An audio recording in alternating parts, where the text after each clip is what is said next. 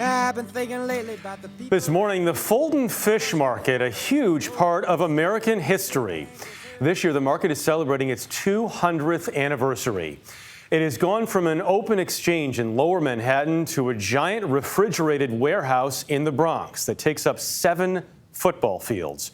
Over the last 2 centuries, the Fulton Fish Market has provided jobs and food for countless American families while providing an abundant supply for artists, photographers, and historians. To explore all of it, we got the extra early wake-up call. 2 a.m. at the new Fulton Fish Market. As the rest of the world sleeps, this Bronx building becomes a nocturnal city unto itself. 400,000 square feet of the ocean's bounty, moving from anglers who catch food to chefs who prepare it. So these are local fluke off of Montauk. This is grouper off of Florida. You have black grouper and red grouper. Joe Guerrera owns the largest wholesaler at the market. He's been doing this for more than 50 years. These are sea bass caught off of Montauk. This is tilefish caught off of Montauk also. Wow. This is what makes the fish market and New York differentiates itself from other cities. The Fulton Fish Market first opened in 1822. At the time located 5 miles south in Manhattan's Seaport District, a place where people could get all their groceries. When the Brooklyn Bridge allowed most commuters to bypass it, the wholesale fish market became its centerpiece.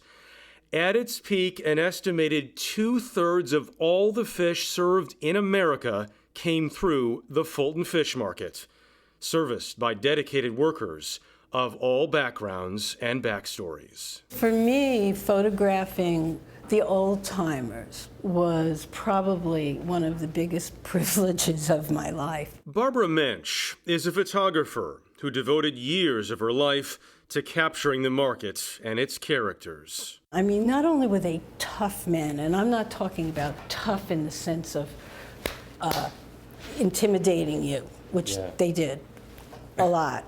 It was the ability to withstand the elements. The searing heat and bitter cold of an outdoor market were constant obstacles, though eventually not the only ones. When did organized crime get their hooks in? So organized crime appears for the first time in the 20s. Jonathan Reese is the author of The Fulton Fish Market, A History. Its origins are really obscure. It's not entirely sure how they did it, but how they stayed there is very easy to explain. They controlled the unpacking and packing of fish. In 1987, the federal government tried to seize control of the Fulton Fish Market to end mafia involvement, an effort led by an ambitious young prosecutor for the Southern District of New York. Rudy Giuliani made a name for himself.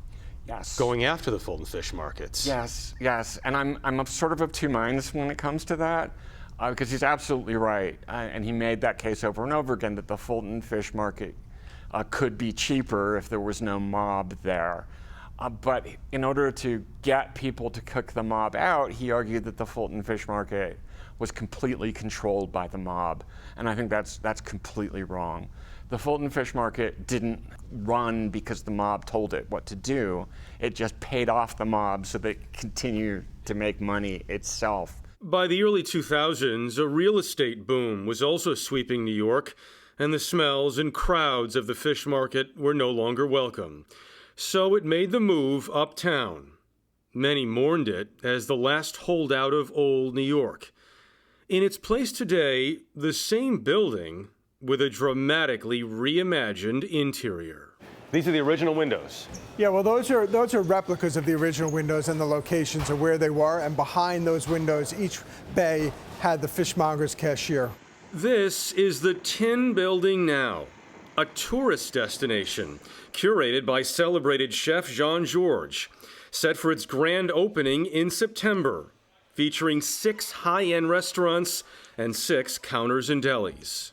You can come here and get a prepared meal, or you can come here and have dinner. You grew up here. I did. I grew up coming to the seaport in the 80s. I remember it well. And now you get to recreate it.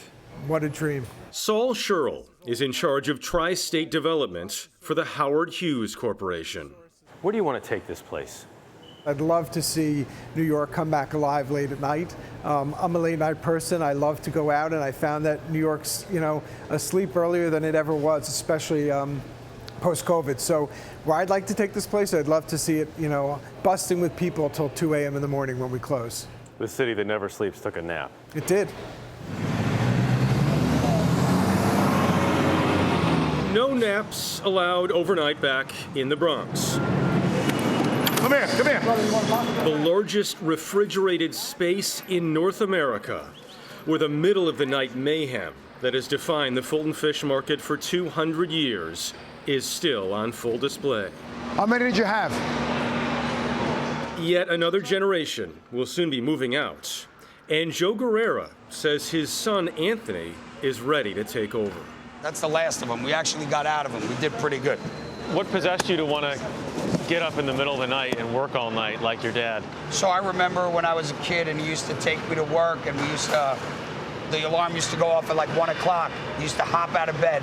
When we would get down to the old fish market, it was just the buzzing, the yelling, the screaming, the freshness of the product. It was just a hustle and bustle that is just one of a kind. You really don't see it. And it's something that I really fell in love with, Outrageous hours notwithstanding, it's hard not to fall in love, especially when they insist you don't leave without dinner. Look at that beautiful thing. That's a tuna. That's a bluefin tuna. Whoa, yummy. You're gonna have that tonight. And we did have that night. Nice. It's great, and what is amazing is the activity that is taking place at 2 o'clock in the morning. Oh, yeah. And then by 7 a.m., it's a ghost town. Wow. Nobody left. Now, do they take home dinner? Well, I would assume they do at times. Yeah.